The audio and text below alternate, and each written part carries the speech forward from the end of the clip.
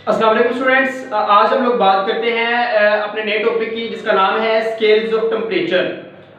Students, आप लोगों को पता होना चाहिए स्केल किसे बोलते हैं। तो स्केल आपके पास क्या होता है कि स्केल आपके पास पैमाना होता है। आप किसी चीज़ की पैमाइश किस पैमाने के अंदर करते हैं उस चीज़ का नाम जो है वो स्केल होता है। अच्छा, आप लोगों के पास जो है वो पैमाशी फीता होगा।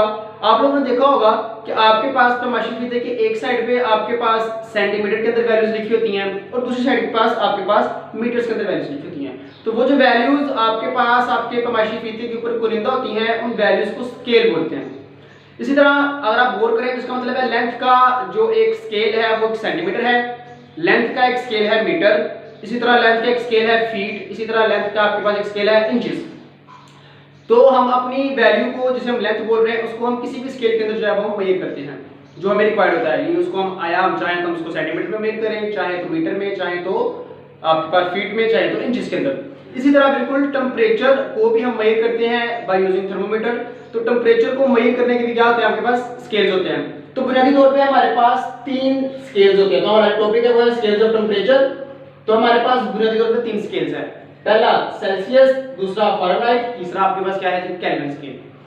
अच्छा जी, याद रखिएगा कि आपके पास जो सेल्सियस और फ़ारेनहाइट स्केल्स हैं ये कॉमन स्केल्स ऑफ टेम्परेचर हैं। ठीक हो गया। जबकि आपके पास जो केल्विन है, अब केल्विन क्या है, याद रखिए जो स्केल होता है वो किसी भी क्वांटिटी के यूनिट के ऊपर बनाया जाता है। जैसे लेंथ एक क्वांटिटी है, उसका यूनिट आपके पास क्या है जी, मीटर, तो 1 मीटर का स्केल है। इसी तरह एक उसका यूनिट क्या है, सेंटीमीटर, तो सेंटीमीटर का स्केल है। तो स्केल हमेशा यूनिट की बेस पे बनता है।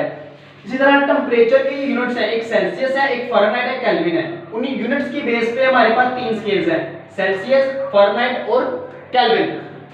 तो मैंने कहा कि सेल्सियस और फ़ारेनहाइट जो है ये हमारे पास कॉमन स्केल्स ऑफ टेम्परेचर हैं। जबकि मेरे पास ये केल्विन है, ये मेरे पास केल्विन जो है ये टेम्परेचर का ऐसा यूनिट है। इसका मतलब है जो केल्विन स्केल है ये मेरे पास एसआई स्केल है। ठीक हो गया।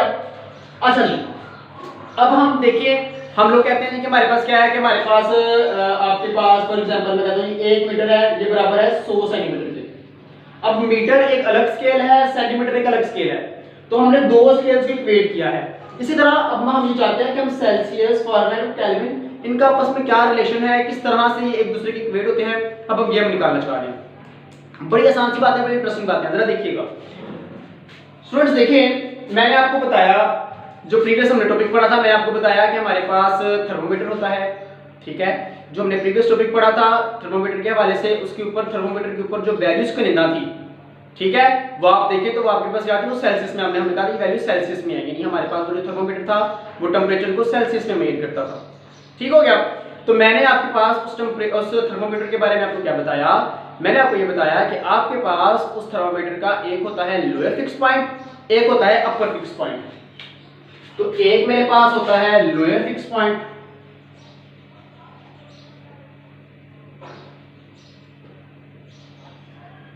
और एक मेरे पास था अपर फिक्स पॉइंट।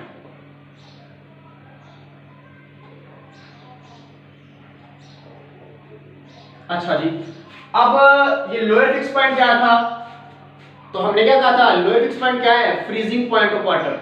क्या है, फ्रीजिंग पॉइंट ऑफ वाटर। तो ये मेरे पास फ्रीजिंग पॉइंट था, इसका भी पानी का। और ये जो अपर फिक्स पॉइंट था ये क्या था, ये था बॉइलिंग पॉइंट ऑफ वाटर। अब जरा गौर करें तो बच्चों, मेरे पास चूंकि 3 स्केल्स हैं, इसका मतलब है मेरे पास 3 टाइप्स है थर्मोमीटर्स की।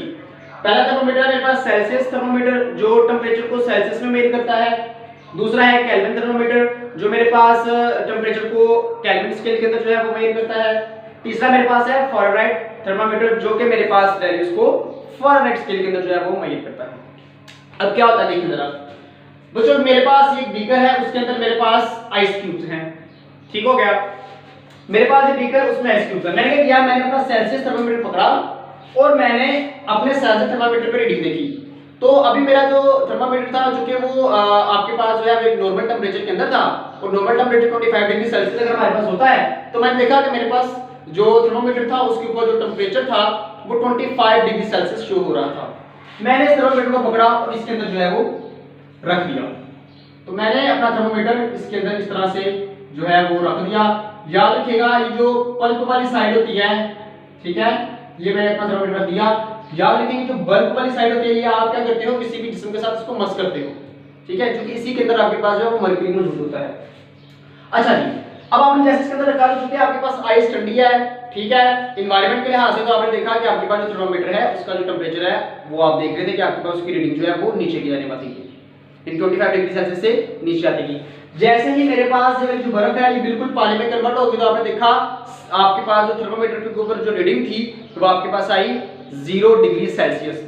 तो वो आपके पास क्या था, वो आपके पास फ्रीजिंग पॉइंट था, ठीक है। तो आपने सेल्सियस में देखा कि आपने जब सेल्सियस स्केल को इसके अंदर डाला, यानी सेल्सियस स्केल को इसके अंदर रखने का मतलब क्या हुआ कि मैंने सेल्सियस थर्मोमीटर को इसके अंदर जब रखा तो मैंने देखा कि मेरे पास जो फ्रीजिंग पॉइंट ऑफ वाटर आया वो क्या आया, फ्रीजिंग पॉइंट ऑफ वाटर मेरे पास सेल्सियस के अंदर कितना आया, 0 डिग्री सेल्सियस। कितना आ गया, 0 डिग्री सेल्सियस। इस फ्रीजिंग पॉइंट को क्या बोलते हैं जी, लोअर फिक्स पॉइंट, ठीक है। तो आपकी बुक में लोअर फिक्स पॉइंट का जो है नाम लिखा हुआ है, उसकी बात की गई है। तो सेल्सियस में मेरे पास पानी का जो फ्रीजिंग पॉइंट था वो 0 डिग्री सेल्सियस था। अब मैंने क्या किया जी, अब मैंने थर्मोमीटर को उठाया और इस बीकर के अंदर रख दिया, जो कि एक दूसरा बीकर था। अगेन बल्ब वाली साइड को अंदर डिप कर लिया, ठीक हो गया जी, ओके। अब मैंने क्या किया जी, मैंने यहाँ पे इस थर्मोमीटर को हीट देना स्टार्ट कर दिया, इस पूरे बीकर को हीट देना स्टार्ट कर दिया। तो क्या हुआ कि मेरे पास टेम्परेचर राइज होता गया, ठीक है। जैसे जैसे आप हीट देते हो टेम्परेचर आपके पास बॉडी का राइज होता है। तो क्या हुआ जी कि इसका टेम्परेचर राइज होना स्टार्ट हो गया, ठीक हो गया जी। तो आपके पास जो पहले 0 डिग्री सेल्सियस टेम्परेचर था वो बढ़ता गया 50, 60, 70, 80, 90। हमने ये देखा कि जैसे ही हमारा पानी जब बॉयल होना स्टार्ट हो गया तो आपके पास इस थर्मामीटर के ऊपर जो रीडिंग आ गई वो आ गई 100 डिग्री सेल्सियस। तो आपके पास पानी किस टेम्परेचर पे बॉईल हुआ, वो टेम्परेचर पानी का बॉइलिंग पॉइंट कहलाया, और हमने वो देखा वो टेम्परेचर हमारे पास कितना आ गया जी, 100 डिग्री सेल्सियस आ गया। कितना आ गया, 100 डिग्री सेल्सियस।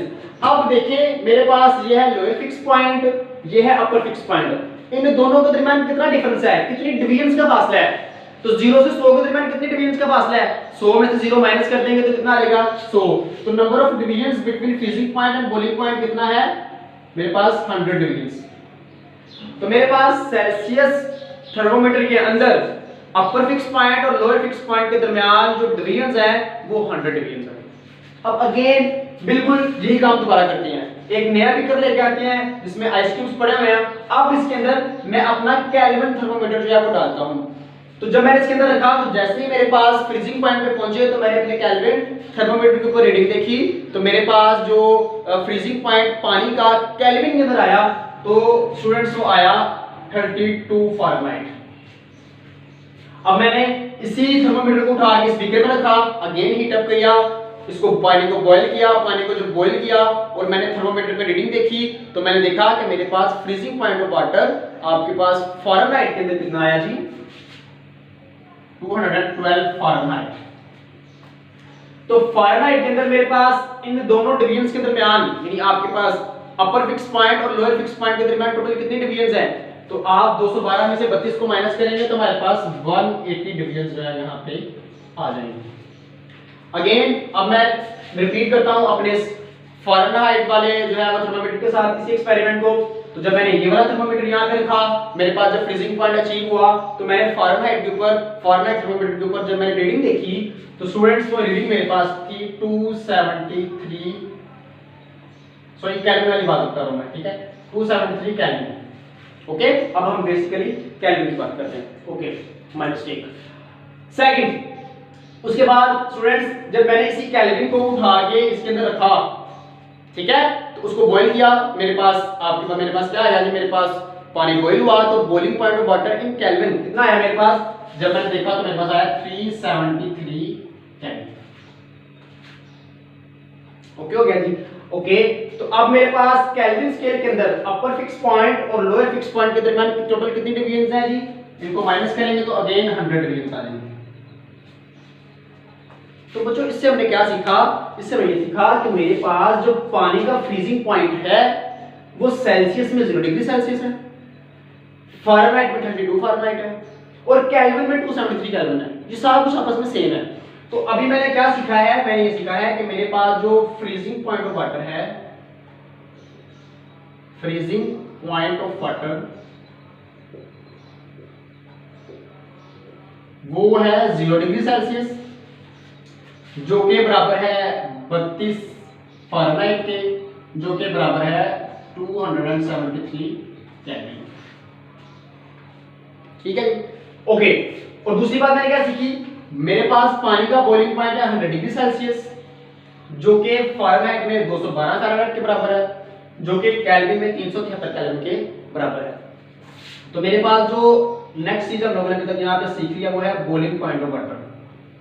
तो बॉइलिंग पॉइंट ऑफ वाटर ये मेरे पास है 100 डिग्री सेल्सियस, जो कि फ़ारेनहाइट में है आपके पास 212 फ़ारेनहाइट,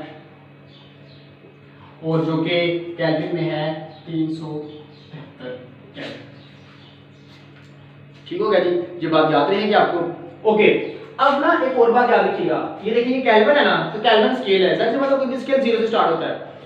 तो केल्विन स्केल का जो 0 है, क्या मैंने बोला, आपके पास केल्विन स्केल का 0 यानी 0 केल्विन, 0 केल्विन। तो केल्विन स्केल के 0 को जिसे हम 0 केल्विन बोलते हैं, इसे बोलते हैं एब्सोल्यूट 0। क्या बोलते हैं इसे जी, एब्सोल्यूट 0। और ये किसके बराबर होता है, ये बराबर होता है -273 सेल्सियस के। ये बहुत ही इंपॉर्टेंट एमसीक्यू है, आप लोगों ने इसको अपने ज़हन में रखना है। तो एब्सोल्यूट 0 बराबर है -273 डिग्री सेल्सियस। ये चीज आप लोगों ने अपने ज़हन में रखनी है। अभी हम इस चीज को प्रूफ भी करते हैं। होप सो आपको यहां तक जो वो चीजें क्लियर हो गई होंगी। अब आगे वाला जो हमारा टॉपिक है वो ये है कि हम लोगों ने अब क्या करना है, अब हम लोग कन्वर्ट करना चाह रहे हैं अपने स्केल्स को। ठीक है, एक स्केल को दूसरे स्केल की तरफ कन्वर्ट करना चाह रहे हैं। ठीक है, तो अब हमारे पास टॉपिक आता है कन्वर्जन ऑफ स्केल्स।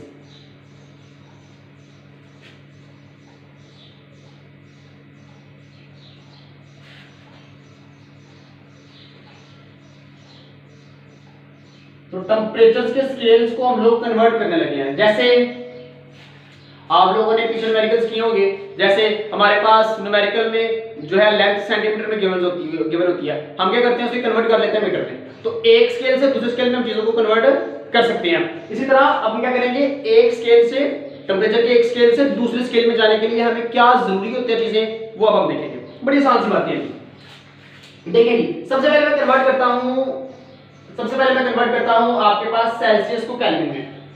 तो सेल्सियस आपके पास जो है वो सेल्सियस इनटू केल्विन। मैं सबसे पहले सेल्सियस को केल्विन में जो है वो तब्दील करता हूं। बड़ी आसान बात है, देखिए ये मेरे पास सेल्सियस है, ये मेरे पास केल्विन है। तो मैं क्या कर रहा हूं, मैं सेल्सियस से केल्विन में आना चाह रहा हूं। ठीक है, अब देखिए पहली बात तो यह है कि मेरे पास अगर सेल्सियस की डिवीजन की बात करें, अपर फिक्स पॉइंट और लोअर फिक्स पॉइंट के दरमियान वो भी 100 है, ये भी 100 है। तो मुझे कुछ ज्यादा यहां पे करने की जरूरत नहीं है। ठीक हो गया। अच्छा जी, अब आते हैं फ्रीजिंग पॉइंट की तरफ। तो सबसे पहले हम लोग जब चीजों को इक्वेट करते हैं, दो स्केल्स को इक्वेट करने हैं, तो हमने दो चीजें ध्यान में रखनी है। पहली चीज, इस फ्रीजिंग पॉइंट को, यानी फ्रीजिंग पॉइंट का हमने हिसाब लगाना है, और इस डिवीजन का हम लोगों ने हिसाब लगाना है। ठीक हो गया। तो चूंकि यहाँ पे डिवीजन सेम है, तो यहाँ पे हमें कुछ भी करने की जरूरत नहीं है। अब इधर आ जाओ। अब देखिए मैं सेल्सियस से केल्विन में लाना चाह रहा हूं, यानी मैं अपने टेम्परेचर को केल्विन में लाना चाह रहा हूं। किससे? सेल्सियस से। ठीक हो गया। अब देखिए अगर हम फ्रीजिंग पॉइंट को इक्वेट करना चाह रहा हूं, तो मेरे पास सेल्सियस में फ्रीजिंग पॉइंट है 0, केल्विन में कितना है 273। तो अगर मैंने इधर से इधर आना है, तो मुझे सेल्सियस में 273 ऐड करना पड़ेगा, तब मैं इधर पहुंचूंगा। 0 + 273, तभी मेरे पास 273 आंसर आएगा। इसका मतलब है अगर मैं सेल्सियस में 273 ऐड करता हूं तो मैं केल्विन स्केल के अंदर आ जाता हूं। तो इसका मतलब है टेम्परेचर इन केल्विन मेरे पास बराबर है टेम्परेचर इन सेल्सियस प्लस 273। बड़ी आसान बात थी। डन। फॉर एग्जांपल मैं आपसे कहता हूं, मुझे बताओ जी 0 डिग्री सेल्सियस कितने केल्विन के बराबर है? तो क्या होगा जी, temperature in Kelvin is equal to, मैंने कितना क्या आ गया आपके पास 0 डिग्री सेल्सियस। तो इस टेम्परेचर की जगह लिख दूंगा 0 डिग्री सेल्सियस प्लस 273, आंसर आ गया 273 केल्विन। तो देखें 0 डिग्री सेल्सियस 273 केल्विन के बराबर है। ठीक हो गया जी। तो इस तरह से हम लोग जो है वो अपनी कन्वर्जन को यहां पे कर सकते हैं। अब आपको अगर सेल्सियस में टेम्परेचर दिया हो और आपसे कहा जाए केल्विन में निकालो, तो क्या करेंगे आप, प्लस 273। आगे हम क्या करते हैं जी, अब आगे करते हैं केल्विन को सेल्सियस में। ठीक है, तो हम केल्विन से सेल्सियस में भी आ सकते हैं। सो केल्विन इनटू सेल्सियस।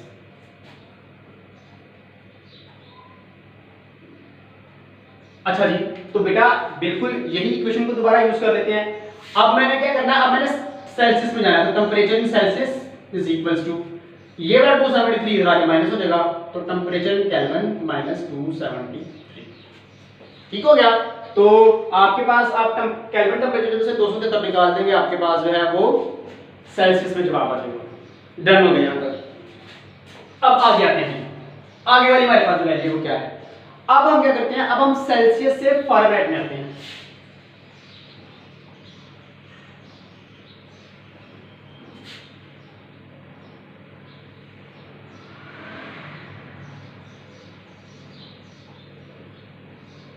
ओके, तो सेल्सियस से अब हम आने लगे हैं फ़ारेनहाइट में। ये थोड़ी सी वैल्यू है वो, ये वाली जो बात थोड़ी सी ट्रिकी होगी। कैसे ट्रिकी होगी, मैंने फ़ारेनहाइट से यानी सॉरी मैंने सेल्सियस से आना है फ़ारेनहाइट के अंदर। अब मुझे क्या क्या करना पड़ेगा, क्या चीज ऐड करनी पड़ेगी, क्या चीज माइनस करनी पड़ेगी, क्या चीज मल्टीप्लाई करनी पड़ेगी। बड़ी आसान बात है। देखिए सबसे पहले आप क्या करें, हम लोगों ने क्या करना है, मैं सेल्सियस से केल्विन में आना चाह रहा हूँ, सॉरी सेल्सियस से हम लोग कहाँ पे आना चाह रहे हैं, फ़ारेनहाइट के अंदर। तो सेल्सियस से हम लोग इस फ़ारेनहाइट के अंदर आना चाह रहे हैं। तो मैंने आपसे कहा दो चीजें आप लोगों ने ध्यान में रखनी है, नंबर ऑफ डिवीजन्स और आपके पास फ्रीजिंग पॉइंट। ठीक हो गया। अब देखिए सेल्सियस स्केल के अंदर अपर फिक्स पॉइंट और लोअर फिक्स पॉइंट के दरमियान जो डिवीजन्स हैं वो है 100 और फ़ारेनहाइट के अंदर कितनी है 180। इसका मतलब है हमारे पास जो नंबर ऑफ डिवीजन्स हैं वो इक्वल नहीं है, तो ये इक्वल होनी चाहिए। अब मेरे पास देखिए, मेरे पास जो सेल्सियस की डिवीजन है वो कम है, फ़ारेनहाइट की डिवीजन ज्यादा है। इसका मतलब ये हुआ कि मुझे जो सेल्सियस स्केल है इसके साथ किसी वैल्यू को मल्टीप्लाई करना पड़ेगा ताकि मेरे पास जो नंबर ऑफ डिवीजन्स हैं वो 180 यानी हमारे पास फ़ारेनहाइट की डिवीजन तक पहुंच जाए। अब वो नंबर क्या है जिसके साथ हमें इसको मल्टीप्लाई करना पड़ेगा। तो बड़ी आसान बात है। देखिए हम लोग क्या कर रहे हैं, हम लोग सेल्सियस से फ़ारेनहाइट के अंदर आ रहे हैं। तो क्या है, फ़ारेनहाइट की डिवीजन्स कितनी है टोटल 180 और आपके पास सेल्सियस की कितनी डिवीजन्स हैं 100। तो हम लोगों ने क्या किया, हम लोगों ने कंपेयर कर लिया। ठीक हो गया। तो इट इज हमारे पास क्या है कंपेयरिंग रेशियो आ गई। तो इसका आंसर हमारे पास कितना आएगा कि 1.8। तो अब अगर मैं अपनी सेल्सियस की डिवीजन को 1.8 से मल्टीप्लाई करवा दूं तो वो मेरे पास इक्वल हो जाएंगी फ़ारेनहाइट की डिवीजन से। कैसे, अगर आप 100 को 1.8 से मल्टीप्लाई कराओ तो आप 180 में हासिल कर लेते हो। इसका मतलब है कि मुझे सेल्सियस के साथ 1.8 को मल्टीप्लाई करवाना पड़ेगा ताकि मेरे पास जो नंबर ऑफ डिवीजन्स हैं वो फ़ारेनहाइट के साथ मैच हो जाए। तो टेम्परेचर सेल्सियस के साथ मुझे फिर क्या करना पड़ा जी, मुझे यहाँ पे 1.8 के साथ इसको मल्टीप्लाई करवाना पड़ा।